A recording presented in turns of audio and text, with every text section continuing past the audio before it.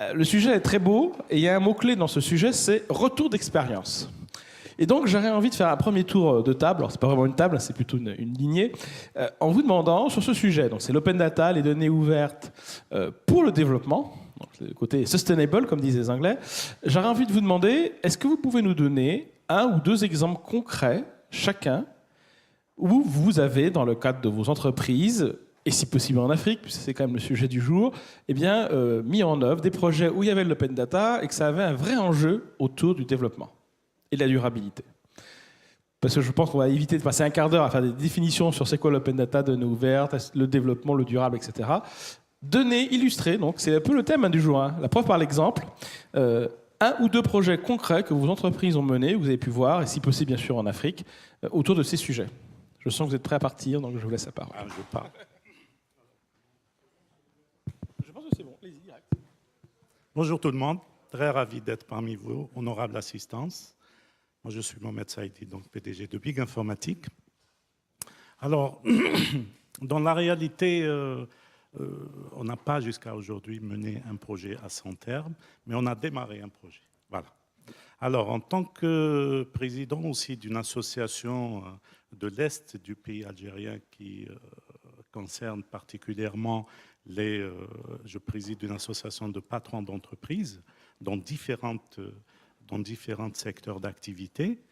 J'ai eu le plaisir de démarrer il y a 2 mois un travail, comme je suis informaticien d'origine, j'ai eu le plaisir de démarrer un travail sous l'égide de notre association qui s'appelle ADPE, la réflexion et la conception d'une plateforme régionale sur tout ce qui est développement et tout ce qui est information économique.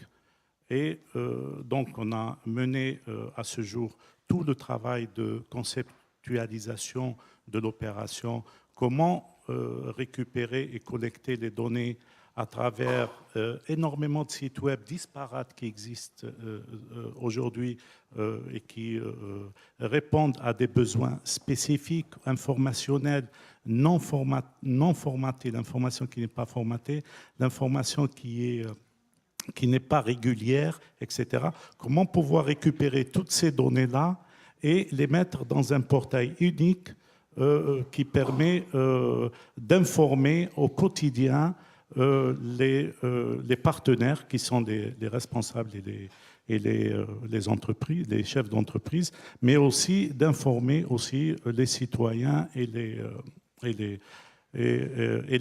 ceux qui utilisent cette information. L'idée, c'est d'avoir une information qui est réutilisable, ça veut dire là, on part directement dans le projet dans un open data et pas une information, parce que l'information sur des PDF, etc. existe et elle est très disponible, mais l'information en modèle d'open data n'existe pas. Donc c'est ça l'idée un petit peu qu'on est en train de... Le projet doit arriver à terme fin juin et le financement il est fait par notre association, par les patrons eux-mêmes. C'est pour informer et récupérer des données qui datent pour un historique de 20 ans. Voilà à peu près le travail sur lequel on est en train de... Mon entreprise, elle est chargée gratuitement de faire le travail, bien sûr, parce que nous avons des informaticiens qui essayent de modéliser et de mettre en œuvre toute cette solution pour le bienfait de la région. Voilà, et sur ce projet, quel est le plus gros défi que vous avez eu à relever? Alors, le défi à relever, d'abord, il est sur 2 plans un petit peu. Il y a le plan politique, il faut le dire toujours.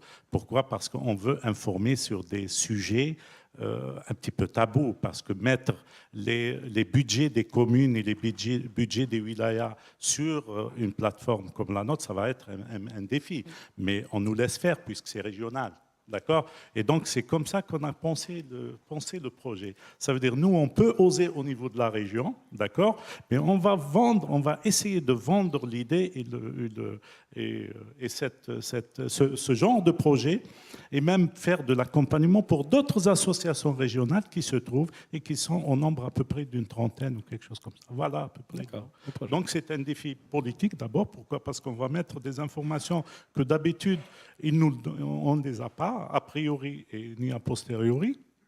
Et secondo, c'est un défi économique aussi. Pourquoi? Parce qu'on va comprendre la cartographie économique de la région, que ce soit pour nous ou bien pour les investisseurs qui sont intéressés par notre territoire.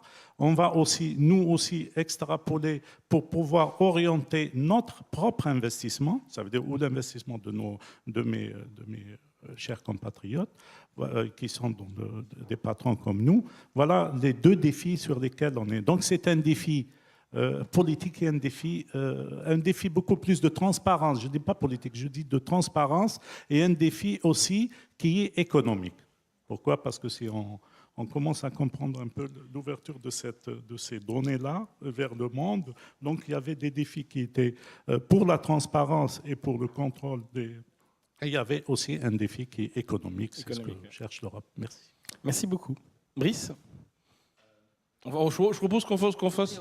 Oui, éventuellement, je proposais, puisqu'on a un panel féminin. Alors, nous sommes à peu près dans la moyenne, hélas, de nos panels, et encore, on a fait pire. Hein. Et après, d'accord. Tu as raison. Alors, oui, vous m'entendez. Donc, moi, je suis Amélie Banzé, je travaille pour la mission Etalab. Donc, peut-être la petite différence avec les autres panélistes, c'est que Etalab est un service du Premier ministre, donc c'est une administration publique. Et donc, nous, notre mandat, c'est la mise à disposition des données publiques. Et on a aussi, Etalab a aussi deux autres mandats, c'est d'utiliser la donnée, de promouvoir une meilleure circulation et exploitation de la donnée entre administrations, et enfin l'ouverture du gouvernement aussi de façon plus générale, au-delà de la donnée, c'est aussi l'ouverture de la décision, des algorithmes, etc. Mais pour rester sur notre sujet aujourd'hui, donc sur l'ouverture de la donnée, et pour parler... alors, un projet concret, nous, dans notre mandat de promouvoir l'ouverture des données publiques, on a développé un outil, une plateforme qui s'appelle data.gouv.fr. On est chargé donc de la développer et de l'animer. Cette plateforme permet la publication des données publiques de la part des administrations, mais ce qu'elle a de assez spécifique, bon déjà le code source est ouvert, le code source s'appelle UData, est ouvert et est disponible, et on travaille avec différents pays, enfin on est en discussion en tout cas avec différents pays africains tels que le Bénin et le Sénégal pour justement voir comment est-ce qu'ils peuvent reprendre ce code et mettre en place une plateforme de données publiques comme on peut l'avoir en France. Mais la spécificité de cette plateforme, c'est vraiment qu'elle encourage en fait la création de réseaux et le travail en écosystème entre les producteurs et les réutilisateurs de la donnée.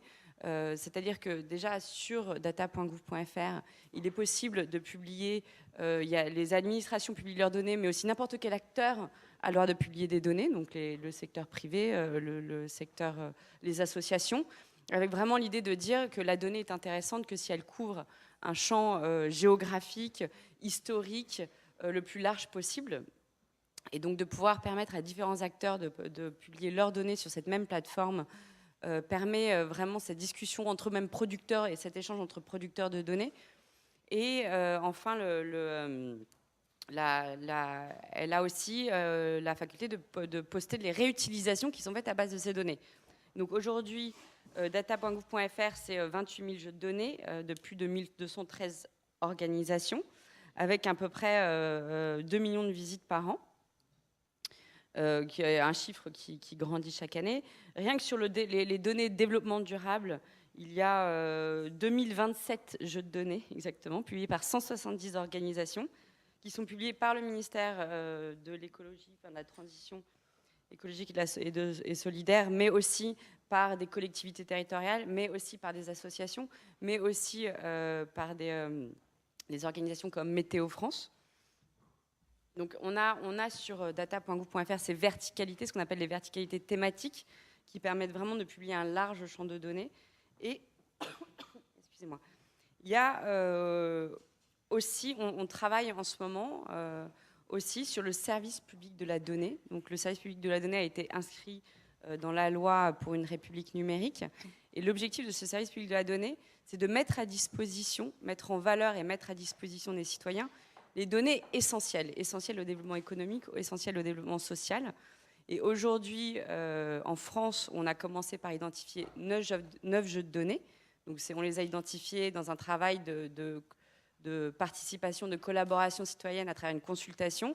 Ce sont les 9 jeux de données principaux qui sont ressortis et les administrations qui sont chargées de ces jeux de données, donc on garantisse la qualité, la mise à jour de ces jeux de données afin qu'ils puissent être réutilisés par les citoyens. Et en particulier, donc pour revenir sur le thème du développement durable, plus précisément, donc un des jeux de données essentiels, c'est la base d'adresse nationale, qui aujourd'hui est publiée donc, dans le service public de la donnée. Et cette base d'adresse nationale est considérée comme un jeu de données essentiel puisqu'elle est à la base d'énormément de services publics, mais aussi pour les entreprises, mais aussi pour des services sociaux comme le SAMU par exemple, qui ont besoin d'identifier très précisément des adresses. Et cette base d'adresse nationale a, entre autres, permis de développer un projet qui s'appelle Open Solar Map. Ce projet Open Solar Map a été fait de façon assez intéressante puisqu'il est parti donc de la base d'adresse nationale et d'un fonds d'images satellites qui ont permis d'identifier tous les toits donc, en France qui étaient orientés vers le sud et qui permettaient de mettre un panneau solaire sur le toit. Et à travers un système de gamification et une application sur téléphone, il a été possible de faire participer toute une communauté. Donc, il y a eu à peu près 10 000 contributeurs qui ont participé à cliquer pour identifier les toits sur lesquels pouvaient être posés des panneaux solaires.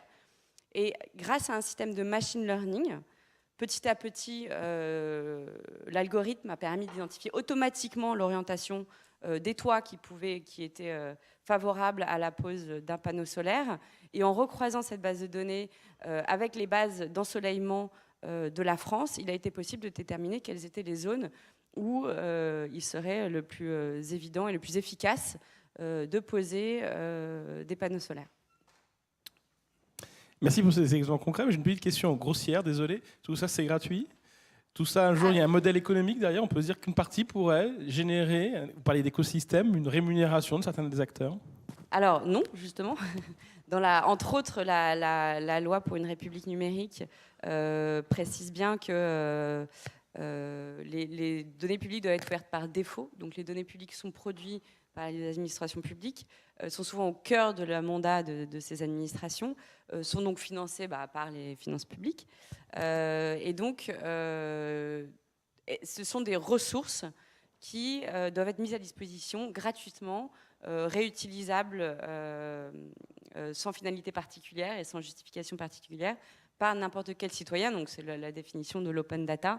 Et donc c'est des données qui sont publiées sous format open data pour justement pouvoir être réutilisées à des fins, à des externalités positives de développement économique, de développement social pour notre société. Je peux me permettre de poser la question pour que ça soit clair pour tout le monde, effectivement. Brice ? Bonjour. Alors, je vais prendre le prolongement des Data Labs parce que nous, sur l'open data, on accompagne en fait les administrations et les services publics à exploiter et à traiter les données, leurs données et en particulier leurs données métiers, alors au profit des citoyens. Alors pourquoi ? Parce qu'en fait, peut-être vous ne savez pas, mais GFI est leader en France des solutions logicielles pour le secteur public local. Et en particulier, on accompagne plus de 70% des départements dans la gestion des données à caractère social, donc le RSA, le handicap et toute la gestion des aides. Et parti de ce constat-là, on a proposé à des départements d'exploiter ces données et de les accompagner dans un écosystème avec les autres acteurs du département pour accompagner et les aider à faire revenir à l'emploi les personnels, enfin les citoyens et les bénéficiaires du RSA en particulier. Et donc, on est dans une dynamique où on travaille avec les associations, les régimes sociaux, que ce soit la CAF ou la CNSA, les entreprises, Pôle emploi, pour croiser les données et en tirer un certain nombre de possibilités d'accompagnement pour les bénéficiaires. Donc c'est en cours, donc les résultats aujourd'hui ne sont pas 100% opérationnels en termes de politique publique, mais c'est un exemple complémentaire parce que les administrations ont l'obligation de fournir des données, mais plutôt des données brutes. Et ensuite, il y a un écosystème qui exploite ces données. Donc nous, on a, au travers de plateformes sur lesquelles je pourrais revenir tout à l'heure, l'idée, c'est d'apporter une valeur ajoutée supplémentaire en exploitant, au travers d'une plateforme dédiée, en exploitant ces données, et aussi en accompagnant les organismes à publier ces données. Et Dieu sait que dans le domaine social, c'est compliqué, parce que chacun est propriétaire de ces données, c'est comme dans le domaine de la santé, et n'a pas envie de partager ces données. Voilà. Donc on œuvre à ne pas faire que de la donnée brute, mais aussi de la donnée, et de travailler avec un écosystème dans une dynamique locale et territoriale. Merci. Nicolas, je crois qu'Orange, en Afrique, fait des belles choses autour de l'open data. En tout cas, on essaye. Merci Jean-Michel. Bonjour à tous, donc Nicolas Decorde, Orange. Alors, Orange, c'est le Orange que vous connaissez, hein, l'opérateur télécom, une vingtaine de pays en Afrique également. Et ce qu'on a essayé de faire, c'est d'aider au développement en utilisant ces fameuses données qu'on utilise pour gérer les réseaux télécoms.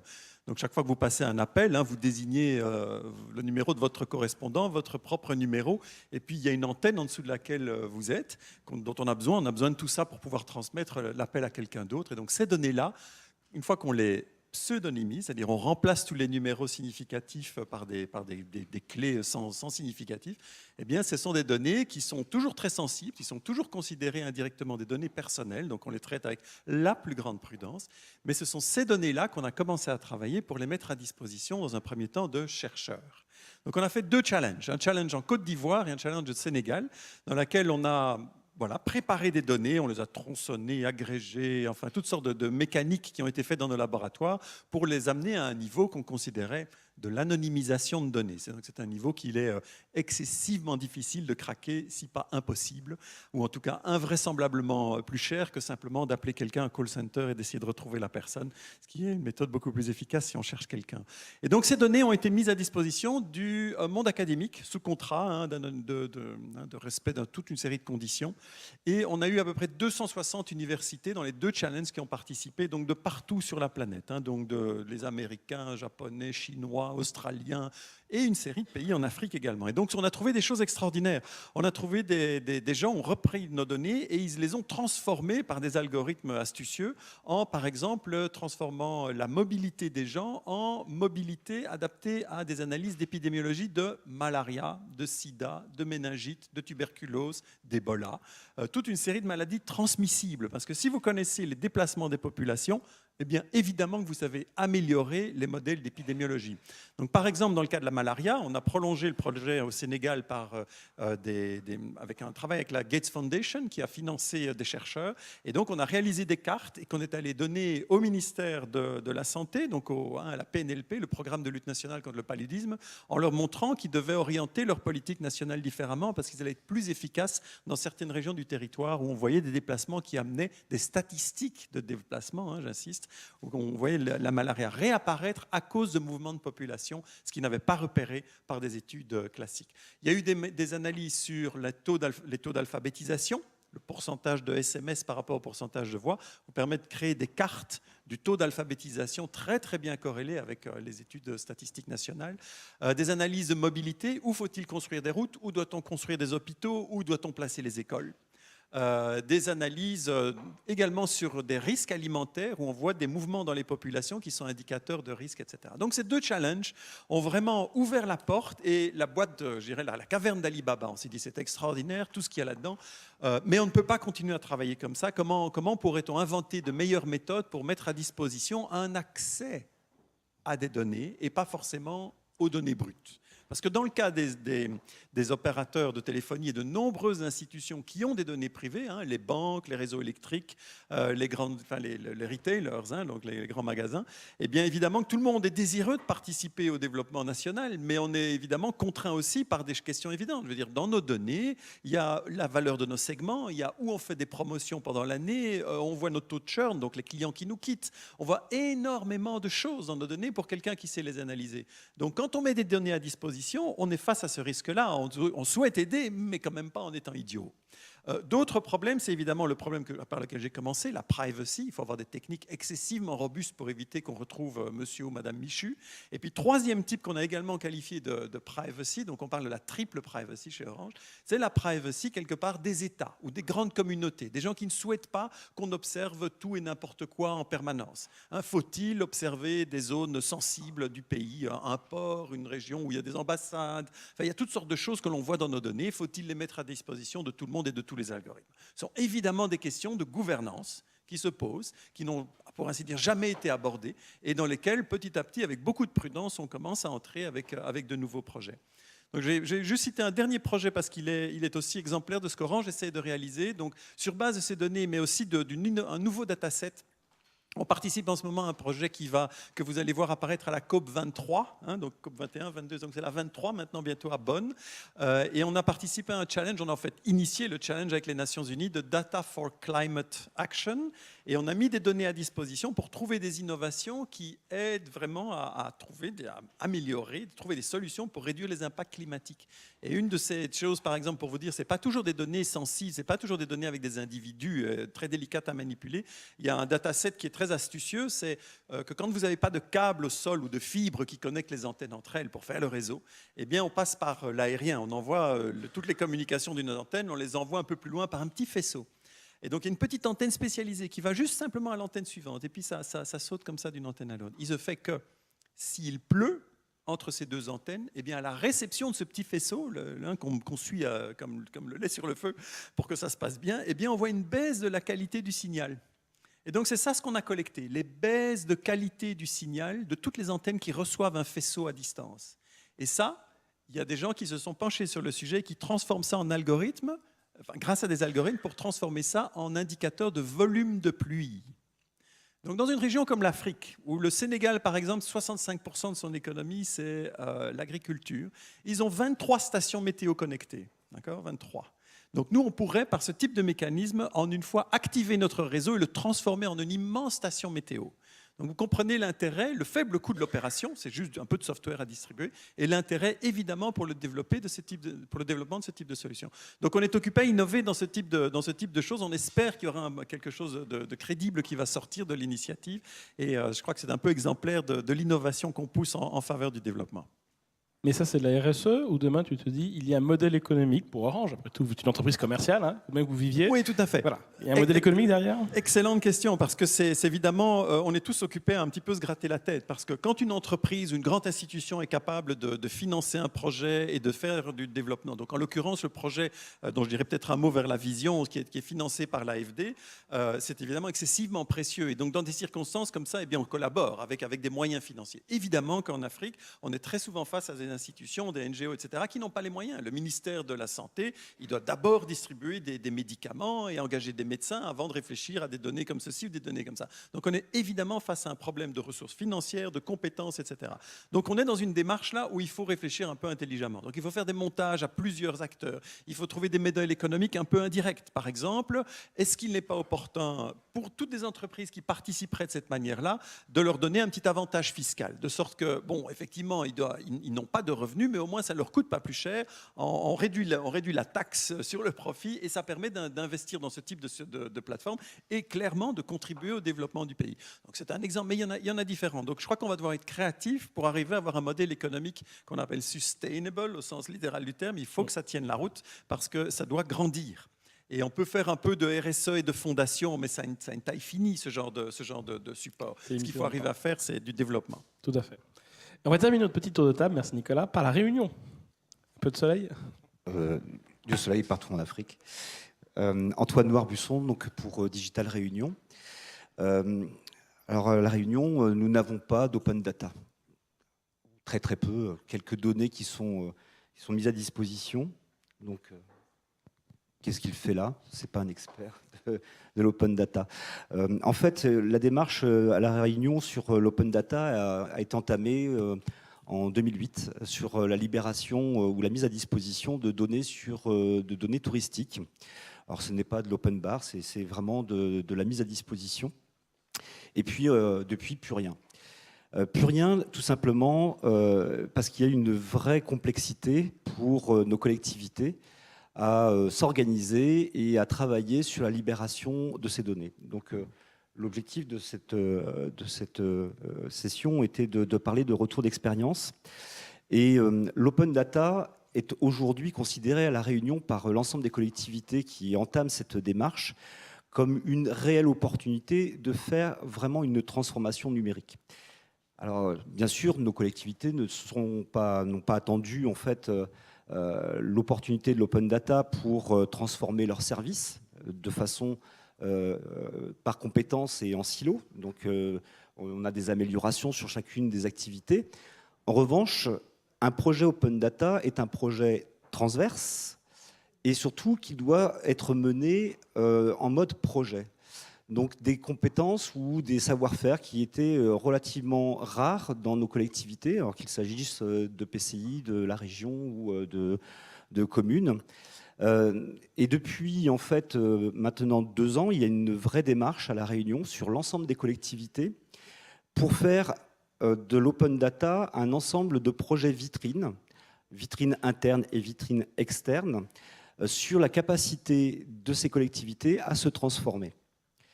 Cette transformation, elle s'accompagne aussi d'un véritable partenariat avec les entreprises et le monde associatif réunionnais.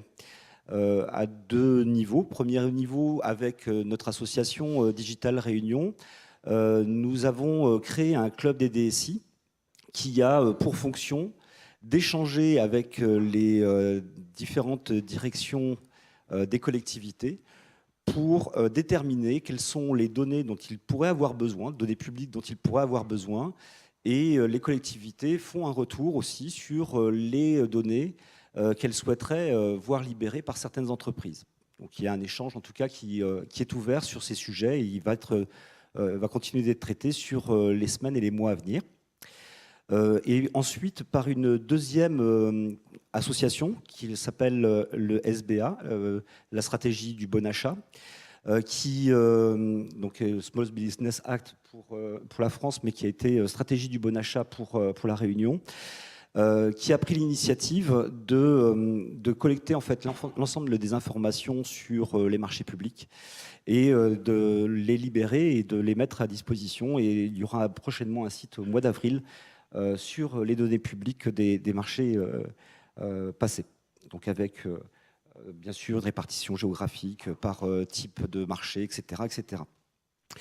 Donc notre retour d'expérience sur la libération de la donnée publique à La Réunion est vraiment la première vraie expérience, en tout cas c'est le retour qu'ils nous ont fait, de transformation digitale, de transformation numérique, de transformation de leurs usages et de leur mode de fonctionnement en tant que collectivité. Merci beaucoup. J'aimerais à tous maintenant que vous nous donniez, pour vous, l'exemple type de ce qu'est aujourd'hui le risque ou la difficulté majeure, ça peut être un risque ou une difficulté, c'est pareil, quand on mène des projets d'open data, notamment avec cette orientation lien avec l'Afrique et durabilité. C'est quoi aujourd'hui le principal défi ou risque à surmonter ? On a parlé un peu de privacy tout à l'heure avec Nicolas. Est-ce qu'il y a d'autres risques ou difficultés que vous voyez pour mener à bien ces projets ? Allez-y. Alors, la difficulté, on parlait de défi encore tout à l'heure, hein, ce que moi je vois par rapport à nous chez Etalab, mais ça s'applique, je pense, à toutes les données publiques, c'est déjà d'avoir des données de qualité et exhaustives, parce que pour qu'elles puissent être utilisées, il faut que ce soit des données mises à jour de qualité qui couvrent un certain champ historique ou géographique. Donc ça, c'est un vrai défi, et même en France, qui est compliqué. Je crois que donc nous, on a organisé l'année dernière la CAFDO, la conférence sur les données publiques en Afrique francophone. Et donc, on a pu réunir, il y avait 22 pays d'Afrique qui étaient représentés à cette conférence. Enfin, on a organisé avec l'AFD, ministère des Affaires étrangères, le gouvernement canadien, donc il y avait différents partenaires. Et on a pu voir à travers cette conférence qu'un des grands enjeux et un des risques, c'est en effet le manque d'encadrement juridique pour la publication des données et pour la protection de la vie personnelle. Donc, c'est les sujets qui ont été abordés avant. Et même des lois d'accès à l'information. En fait, il y a quand même un certain nombre de pays qui n'ont même pas ces lois qui permettent déjà de pouvoir réclamer auprès des administrations ou de pouvoir obliger les administrations à publier les données. Et déjà, cette base juridique est assez indispensable pour pouvoir avancer sur la mise à disposition de données publiques, en tout cas. C'est un vrai enjeu. Je pourrais rajouter que un vrai enjeu, c'est que la donnée, ce n'est pas les mêmes préoccupations en Europe que chez nous en Afrique. Il faut partir de ce principe déjà, parce que la vision européenne, elle était beaucoup plus économique dans l'ouverture des données. Nous, en Afrique, on peut avoir deux. Une qui est beaucoup plus dans la transparence, et c'est un combat démocratique qu'on doit arriver à terme. Et le second aussi, c'est le développement de tous les pays africains. Voilà, donc on doit avoir double objectif, et c'est une vision qui doit tenir. L'autre volet, c'est qu'il y a des données qui ne sont pas disponibles automatiquement. D'accord ? Donc, il faut trouver des moyens pour inciter les responsables, les gouvernants à les mettre à disposition de la communauté. Il faut, moi je dis que, par exemple, aider à l'investissement étranger là-bas, financer certains projets d'open data, etc., peut faciliter un petit peu l'accès à récupérer ces informations. Ce n'est pas aussi évident, et d'autant plus qu'aujourd'hui, une information, surtout si elle est commerciale, elle est monnayable, etc. Donc on ne peut pas les avoir très facilement. Ceci dit, il faudrait aussi que la communauté civile s'organise de telle manière qu'elle essaye elle-même d'être, si vous voulez, la partie prenante la plus importante dans la mise en place d'un portail open data. L'autre risque, c'est les informations sécuritaires. Donc on ne peut pas on ne sait pas quelle est la limite des fois et tout, donc il faut s'associer avec des experts pour ça. L'autre risque aussi, c'est les informations personnelles. Ils peuvent être à des fins commerciaux, et là, il y a beaucoup d'entreprises aujourd'hui qui cherchent l'information, même s'il faut mettre à la disposition, que ce soit des institutions, un armada d'équipements, de logiciels, etc., pourvu qu'en contrepartie, elle peut disposer de l'information, et c'est une information qui peut être directement récupérable en web, etc.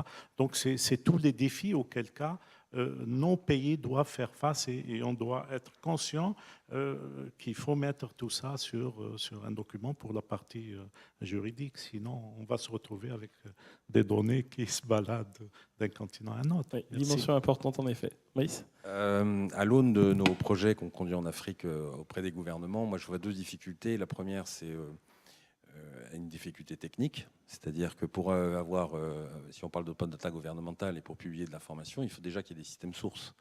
Donc aujourd'hui, le niveau d'informatisation est en progression en Afrique, on y contribue, mais publier, comme c'est le cas il y a un certain nombre de portails de données ouvertes en Afrique, il y a beaucoup de données PDF ou HTML, enfin, qui ne sont pas exploitables derrière par un écosystème, puisque c'est quand même l'intérêt dont vous parliez. Voilà. Donc ça, c'est un premier point. Il faut aussi qu'on continue l'informatisation, et en particulier l'informatisation de gestion.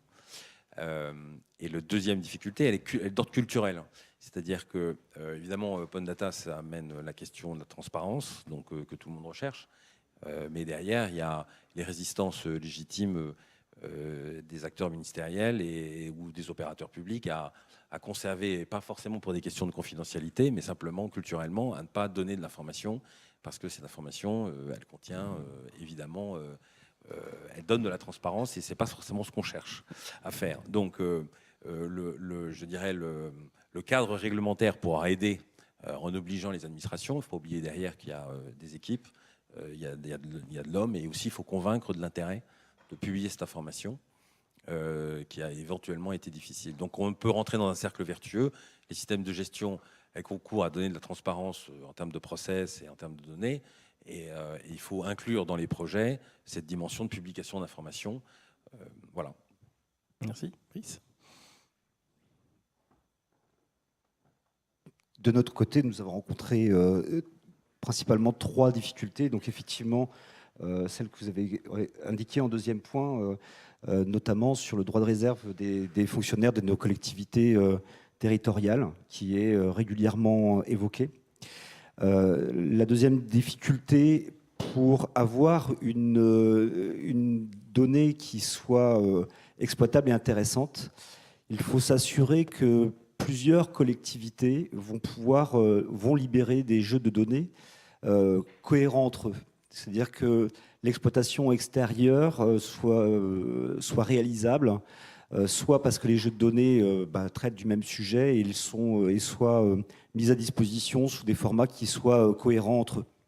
Ça, c'est le deuxième obstacle qui n'était pas simple à franchir. Et le troisième, bien évidemment, je ne m'en souviens plus. Mais ça va me revenir. Je vous prie de m'excuser. Et déjà 2 obstacles. Je vous propose, là, tout d'un coup, il y a un vortex spatio-temporel qui vient de s'ouvrir devant nous. Et tous les 6, nous sommes projetés en 2030. Donc nous sommes au 19e assise du digital en Afrique, de nouveau à Bercy. Si vous aviez un élément pour présenter à la salle, qui elle est restée en 2017, hein, on a 13 ans d'écart, qu'est-ce que vous voyez là en 2030 sur l'open data? Ça y est, ça a tout révolutionné en Afrique, ça a changé la vie? Question piège un peu, mais... Alors, merci Nicolas d'être le premier à te dévoiler. Moi, je me lance alors. Oui, donc en 2030, on sera tous en transe peut-être, mais je pense que ce qui serait magnifique, c'est si on a pu motiver des entreprises privées à participer au mouvement, je ne vais pas dire de l'open data parce que ce n'est pas adapté aux entreprises privées, mais à rendre des mécanismes de questions-réponses sur leurs données possible, et qu'en faisant ça, ils arrivent à contribuer à un écosystème, je dirais, du développement qui est plus malin, qui est smart. Donc on peut prendre de meilleures décisions, donc au niveau annuel, hein, parce qu'on est mieux informé, on peut mieux voir les impacts, etc. Mais également, on est déjà dans une phase où les choses s'accélèrent un petit peu. Hein, il y a évidemment l'autre partie de la digitalisation, qui est au-delà d'avoir des mesures et des choses, voilà, c'est que je peux agir plus vite. Et donc, c'est un des challenges d'ailleurs auxquels on est confronté, c'est que quand on amène une carte annuelle, c'est très bien, on peut adapter la politique publique. Quand on dit, mais vous savez, je peux vous donner des infos comme ça chaque semaine pour orienter vos médecins différemment dans les zones où il y a la malaria, c'est une toute autre question, parce que ça nécessite ce qu'on appelle du re-engineering, je dirais, de la chaîne des médecins dans les campagnes. Et donc, j'espère qu'en 2030, on sera arrivé dans une situation où le mouvement est vraiment bien en marche, à la fois de partage et de collaboration entre le secteur privé et le secteur public avec des techniques un peu différentes. Et il y en a qui rendent, je pense qu'on peut avoir des lueurs d'espoir en tout cas. Et puis qu'on commence à accélérer, parce qu'il est évident qu'on doit vraiment accélérer pour faire des transformations dont l'ensemble de la planète a besoin. Merci Nicolas. Brice ? Alors on est en 2030 et vous consommez du data à ce service. Donc en fait, on a passé le cap de cette question du modèle économique. Et on a mis en place vous pouvez utiliser, consommer, donc vous achetez, selon différents modèles à l'usage, la donnée dont vous avez besoin, à la fois soit une donnée, et c'est une donnée qui est transformée. Voilà. Donc, alors c'est un peu l'avenir, mais nous on travaille, on est sur ce concept-là, on développe une plateforme d'exploitation et de données, mais qui fait l'ensemble de la chaîne. Ce qu'on n'a pas encore complètement fait, c'est le modèle économique, puisque on fait ça pour des acteurs publics, et donc on finance des projets parce qu'on apporte de la valeur ajoutée, mais demain, on doit pouvoir la consommer dans un modèle qui a été défini, sachant que la technologie derrière suivra. Comme d'habitude, la technologie n'est pas le problème. Merci. Moi, je dirais que 2030, pour l'Afrique, c'est ça ? Pour l'Afrique, c'est que toute entreprise qui se crée, elle a déjà signé une charte pour mettre, je parle d'entreprise publique, hein, le côté public, ça veut dire les institutions et tout, ils ont signé des chartes pour mettre la donnée libre pour les communautés disponible, voilà, pour être réutilisable, d'une. De deux, pour que ces informations soient disponibles, il faut que ces institutions soient complètement informatisées. Ça veut dire qu'il y a des processus de gestion et d'application qui existent et que ces mêmes informations qui alimentent ce système. Ça veut dire qu'on n'aura plus besoin que l'Africain, c'est lui qui prend des données, qui les met, etc., sur un système. Ça veut dire que c'est auto-récupéré au fur et à mesure pour qu'il y ait une information disponible et à temps, ce qu'on dit une information opportune. Les États sont bien gérés, le budget est connu par tout le monde, les réalisations de budget sont suivies quotidiennement par les Africains, par chaque pays, et les améliorations continues se font au quotidien. Voilà à peu près une note d'espoir, peut-être. À 13 ans, tout est possible, je vous en prie. Du coup, je vais surenchérir. Non, alors le risque, vous disiez aujourd'hui, une des difficultés, c'est qu'en effet, déjà, il faut produire la donnée. Elle n'est pas toujours produite, il n'y a pas toujours le système d'information pour. L'avantage, quelque part, c'est que justement, ces systèmes d'information peuvent être pensés pour pouvoir publier la donnée. C'est-à-dire qu'ils peuvent, dès la conception du système d'information, il peut être pensé de sorte à ce que ce soit très facile d'ouvrir les données publiques et que ce soit donc de ce que nous, on a fait passer dans la loi, ici en France, l'open data par défaut, mais on se rend compte que nos systèmes d'information ne rendent pas les choses très simples pour que cette donnée soit publiée, et c'est beaucoup d'efforts derrière et beaucoup de retravail, et c'est surtout ce qu'on veut éviter, et donc de concevoir un système d'information en anticipant déjà le fait que toutes les données publiques, donc qui ne tombent pas sous un secret juridique ou qui ne sont pas des données personnelles, donc toutes les données anonymes, peuvent être publiées par défaut. Et déjà, ça, ce sera assez incroyable. Et je crois que sur des terrains où justement le système d'information est dans des ministères où certaines administrations est en train d'être construit, c'est une très très belle opportunité. Et ça permettra, par exemple, aux citoyens en effet, dans les pays en Afrique, de pouvoir suivre les flux financiers, de pouvoir suivre en direct comment l'argent public est dépensé et les flux de finances publiques au jour le jour, par exemple, ou en 2030, peut-être que, par exemple, quand une entreprise devra couper certains arbres pour construire un bâtiment, elle devra mettre en place une mesure compensatoire et le citoyen pourra suivre en direct si en effet cette mesure compensatoire est mise en place dans un endroit où il y en avait vraiment besoin. Et donc ça permet entre autres en effet un certain niveau d'efficacité des politiques publiques, de l'action publique et de contrôle citoyen. Merci. La Réunion a de nombreux challenges à relever.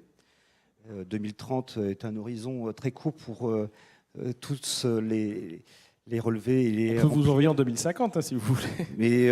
Mais nous sommes convaincus que la libération d'un certain nombre de données vont nous permettre à la fois un meilleur développement économique local, c'est-à-dire un meilleur partage des attentes des collectivités dans leur consommation. Alors, il y a des initiatives à l'heure actuelle pour partager sur une plateforme locale gratuite les menus à venir sur les mois à venir dans les différentes restaurations publiques et cantines publiques. Donc, ce qui permet en fait aux agriculteurs de positionner leurs plantations, préparer en fait les échanges commerciaux avec les différentes administrations, bien sûr, sous la forme de contrats qui sont passés sur des marchés.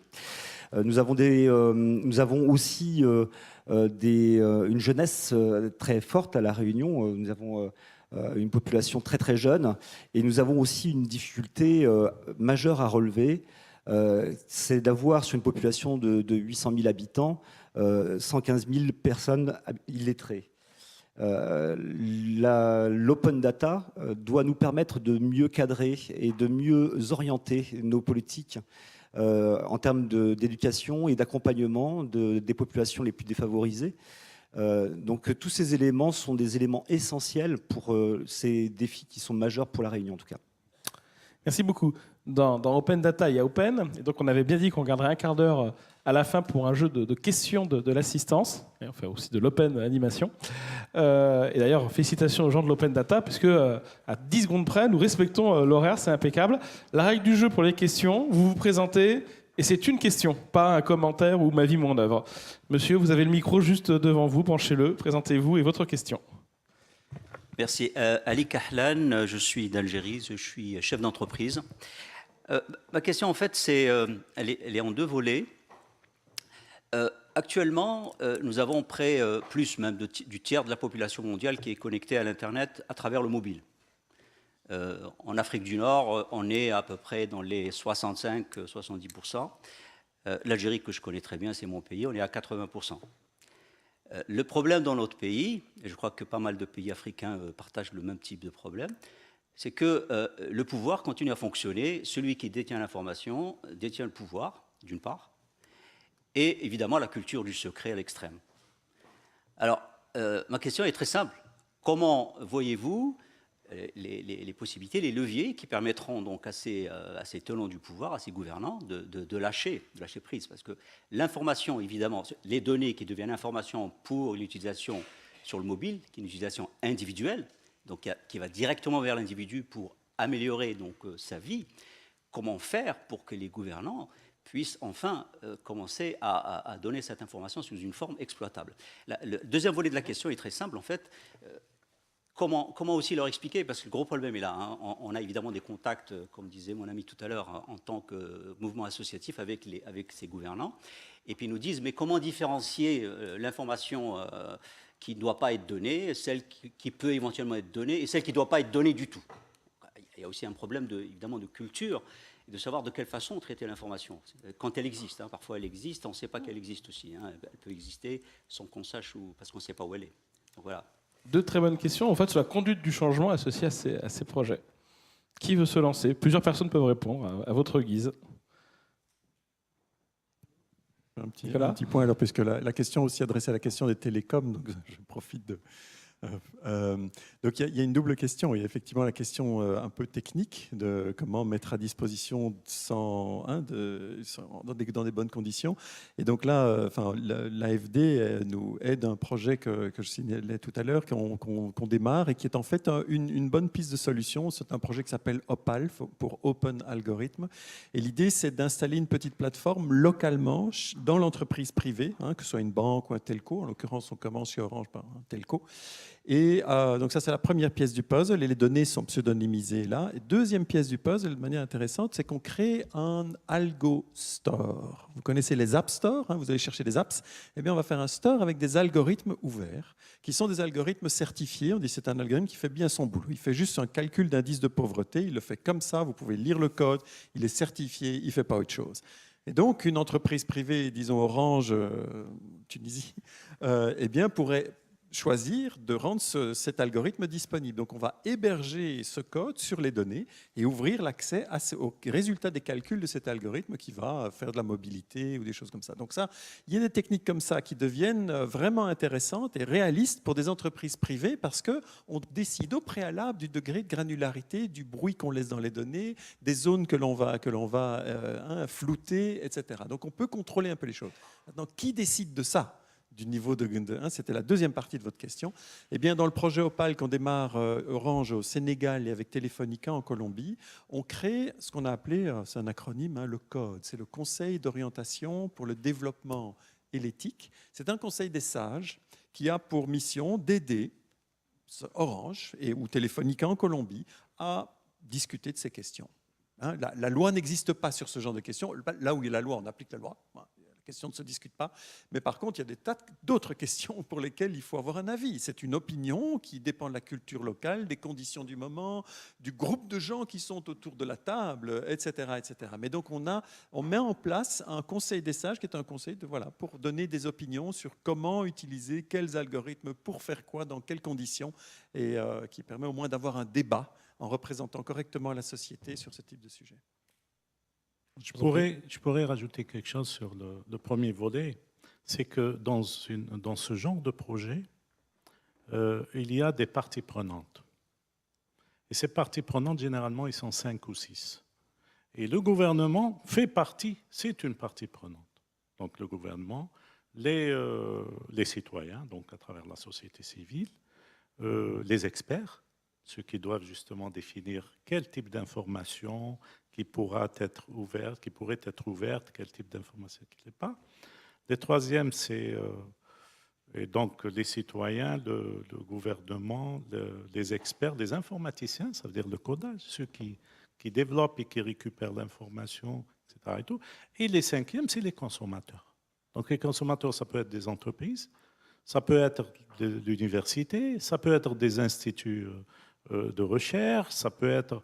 Donc l'objectif, il est clair, c'est un petit peu la recherche empirique. C'est récupérer des informations, faire parler les données.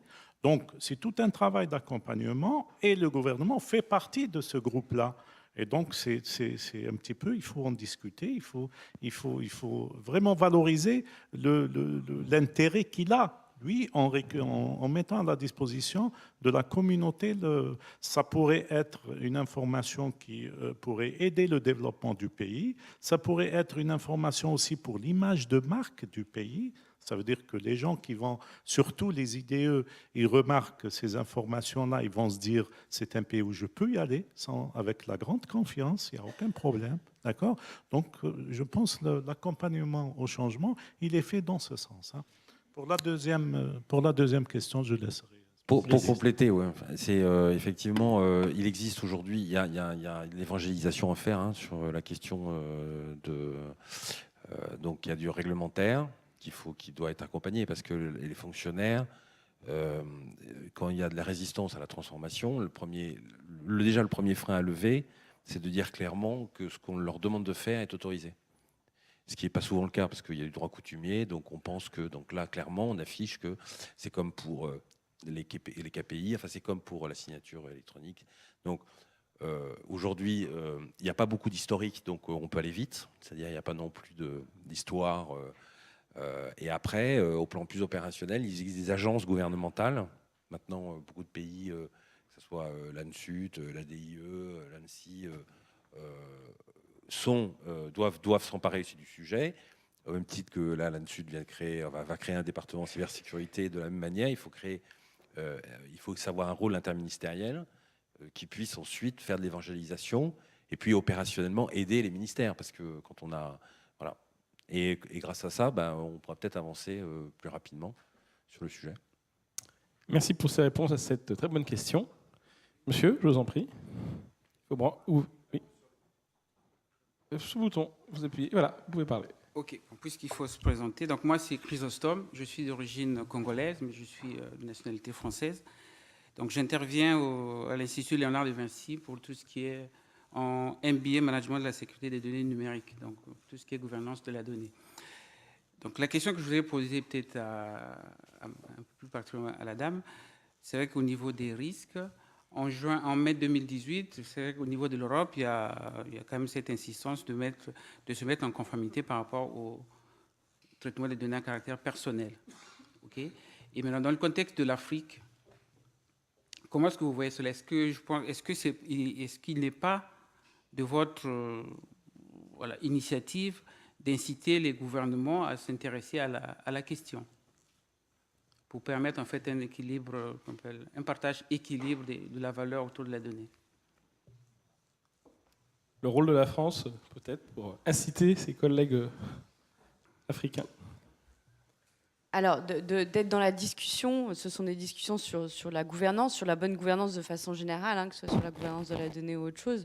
Donc, bien sûr, être dans ces discussions-là, partager les expériences, faire éventuellement des recommandations, échanger, oui, bien sûr. Je crois que la France est déjà présente dans de nombreux débats à ce sujet-là, mais ce sont des débats mondiaux d'ailleurs, qui se passent vraiment à un niveau global.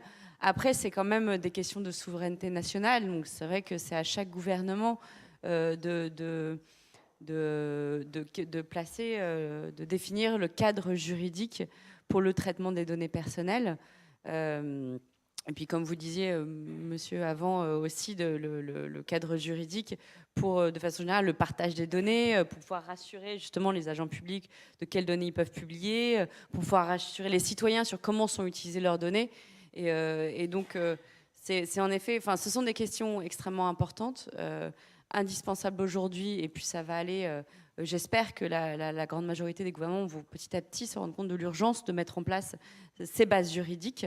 Et bien sûr, après, dans des coopérations, la France, l'Europe et de nombreux autres pays partagent que c'est aussi... En fait, on est tous en train d'apprendre sur ces sujets-là, quoi. Donc, c'est des échanges qu'on a régulièrement au niveau international. Entre autres, Etalab représente la France au sein du partenariat pour un gouvernement ouvert, dans lequel il y a 75 pays, et dans lequel on échange régulièrement sur ces questions-là. Et on se rend compte qu'en fait, on s'inspire les uns des autres, mais on apprend aussi en avançant au quotidien. Et c'est en travaillant justement avec le secteur privé, avec le monde associatif, avec le monde de la recherche, avec les experts juridiques, qu'on va pouvoir construire un cadre favorable à tous, à la protection de la vie personnelle, à l'échange des données, à l'ouverture des données. Mais il faut le faire de façon agile et il faut qu'il soit mis à jour vu que ça évolue extrêmement vite, ce secteur-là, régulièrement. Merci beaucoup. Nicolas, complément. Oui, un petit complément. Il y a peut-être une personne de la CNIL dans l'Assemblée, je ne sais pas, mais donc moi je crois savoir qu'il y a une association qui est hébergée par la CNIL, qui est l'association, je dirais, des agences de gestion des données personnelles de la francophonie, donc Canada, Belgique, France, Suisse, etc., et beaucoup de pays en Afrique.